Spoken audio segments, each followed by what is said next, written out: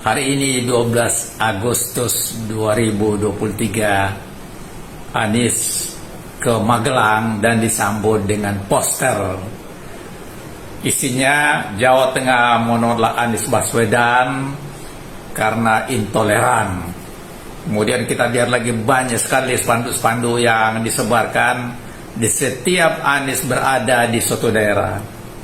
Ini adalah permainan yang tentu saja disponsori oleh mereka yang diduga punya kekuasaan. Kekuasaan bisa uang, bisa kekuasaan politik.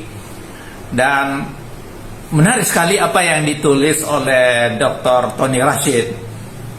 Dia dalam judul artikel dia itu yang sudah agak lama disebarkan di media sosial berjudul 1000 cara jegal Anies. Ya, jadi ini menarik sekali dan memang itulah yang terjadi.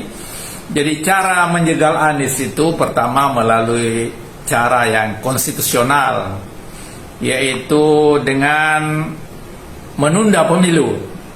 Dan ini sudah lama kita dengar dan tetap saja ada usaha untuk menunda pemilu. Kemarin MPR bertemu dengan Presiden dan ada salah seorang Wakil Ketua MPR mengatakan Undang-Undang Dasar 45 berpeluang untuk diamandemen guna membuat aturan kalau terjadi keadaan darurat. Nah, ini juga cara untuk menunda pemilu dan tentu intinya itu adalah untuk menjegal Anies Baswedan. Kemudian sekarang ini juga lagi ramai gitu, ingin menurunkan batas umur cawapres itu dari 40 menjadi 35. Saya kira masyarakat bisa menduga siapa yang dituju dari amandemen ini. Ini apa? Usulan ke MK untuk dilakukan judicial review. Dan dari PDIP sudah menolak. Tentu mereka sudah mencium ada cara-cara yang ingin dilakukan dalam rangka ya cawe-cawe. Kemudian saudara-saudara sekalian, cara untuk menjegal Anies selain melalui cara-cara yang konstitusional juga melalui cara hukum. Jadi kita tahu beberapa waktu lalu dan itu ramai sekali diisukan bahwa Anies akan dijebloskan ke penjara oleh KPK dengan dugaan kasus Formula E yang katanya ada korupsi di situ. Tapi menurut Sudirman Said sudah mereka melakukan pertemuan sidang untuk melihat adakah unsur-unsur korupsi di dalam penyelenggaraan Formula E. Ternyata sudah 17 kali KPK tidak menemukan bukti-bukti itu dan sekarang hilang kayak ditelan masa saja, tidak ada lagi kita kedengaran. Tapi bisa saja pada suatu saat muncul kembali lagi.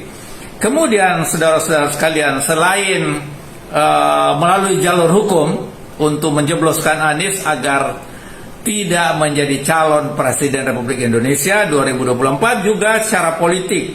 Jadi secara politik itu ya kita tahu sudah ramai sekali beberapa waktu lalu itu. Jaya Suprana, seorang budayawan yang kondang, mengatakan bahwa calon presiden itu hanya 2 pasang dan Anies memang tidak dibolehkan, dia harus dihabisi gitu. Itu Jaya Suprana yang ngomong dan banyak sekali diseretkan di media sosial. Selain itu juga melalui televisi, Yusuf Wanandi, pendiri CSIS, mengatakan bahwa calon presiden 2024 hanya 2 pasang dan tidak ada Anies Baswedan. Jadi ini cara-cara politik yang dilakukan untuk menjegal Anies Baswedan. Selain itu juga kita tahu Golkar misalnya sudah mengatakan tidak mungkin mendukung Anies Baswedan. Kemudian juga mereka bertemu dengan SBY. Kemudian juga PAN sudah mengatakan tidak mungkin mendukung Anies dan lain-lain sebagainya. Tidak hanya itu, tetapi juga ada tokoh-tokoh yang merupakan bagian dari kekuasaan bertemu dengan Ketua Dewan Syura PKS, ada juga yang ketemu dengan Dr. Susilo Bambang Yudhoyono, Presiden RI ke-6, dan macam-macam, termasuk di situ PK diajukan oleh Jenderal Muldoko, tapi alhamdulillah kemarin ini sudah ditolak. Semua itu dilakukan dalam rangka menjegal Anies Baswedan. Kalau salah satu partai saja tidak bisa menjadi peserta pemilu, atau mereka kemudian akhirnya membalelo keluar dari koalisi tiga partai, yaitu Nasdem, kemudian PKS, dan Partai Demokrat, maka Anies akan gagal menjadi calon presiden 2024, dan ini terus dimainkan ya. Jadi ada melalui konstitusi, perubahan konstitusi, ada melalui hukum, melalui politik, dan juga melalui sosial dengan menyebarkan spanduk di mana-mana. Jadi setiap Anies pergi di suatu daerah itu ada kriminalisasi. Misalnya disebutkan menolak Anies karena Anies bagian dari 212, kemudian ini khilafah, intoleran, dan memang seperti yang kita sebutkan tadi, hari ini Anies berada di Magelang, sudah dipasang spanduk besar-besar. Jawa Tengah menolak Anies Baswedan karena apa? Karena intoleran. Padahal di mana Anies intoleran? Para pimpinan agama lain itu justru mendukung Pak Anies, karena Anies Baswedan ini bukan saja toleran, tetapi betul-betul mengayomi semua, tidak membedakan agama apapun dan suku apapun.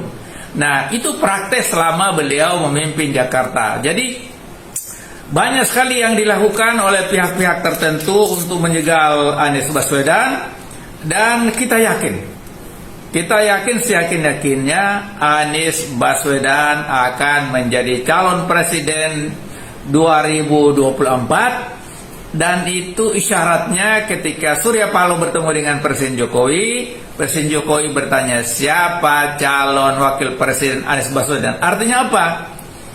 Berbagai upaya menjegal Anies ini nampaknya tidak mempan, dan tidak ada pilihan. Anies akan menjadi calon presiden 2024, tetapi kemudian nanti tahap berikutnya boleh jadi calon, tapi hanya sekedar penggembira, tidak akan terpilih menjadi menjadi presiden Republik Indonesia 2024, karena yang digadang-gadang itu all Jokowi's presiden, yaitu Prabowo dan Ganjar. Ya, kita yang dari kalangan pendukung Anies Baswedan harus berjuang keras, melipat gandakan upaya-upaya kita turun ke masyarakat, menyampaikan ke masyarakat perlunya perubahan. Jika keadilan ingin kita wujudkan di Indonesia, tidak ada kata lain, harus berubah. Masyarakat harus berubah dan memilih perubahan dalam pemilu 2024. Saya kira itu saja respon kita terhadap apa yang dialami Anies Baswedan di Magelang, yang disambut dengan poster ada spanduk besar. Mudah-mudahan kita semakin meningkatkan kesadaran, meningkatkan kewaspadaan, dan meningkatkan kebersamaan serta persatuan bagi mewujudkan kemenangan Pemilu 2024. Terima kasih. Wassalamualaikum warahmatullahi wabarakatuh.